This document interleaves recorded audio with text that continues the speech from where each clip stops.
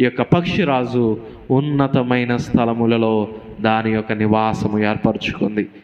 మన యొక్క జీవితములో మన యొక్క నివాసము ఏమై ఉన్నది? దేవుని యొక్క సన్నిధిలో మనకంటూ ఒక నివాసం ఉందా లేదా? మనకంటూ ఒక స్థానము దేవుని యొక్క సన్నిధిలో ఉందా లేదా అనే ప్రశ్నను మనం వేసుకోవాలి. మనకి ఈ లోకంలో ఎన్ని స్థానాలు ఉన్నా అవి అన్నీ కూడా గతించిపోతాయి. కానీ దేవుని సన్నిధిలో మనకంటూ ఒక స్థానము దేవుడు ఇచ్చినట్లయితే భూమి ఆకాశములను గతించినా సరే, భూమి ఆకాశములన్నీ తొలగిపోయినా సరే, దేవుడు మన కొరకు ఉంచిన స్థానం అది ఎప్పటికీ నిలిచే ఉంటుంది. దేవునికి స్తోత్రం చెప్దాం. హల్లెలూయా.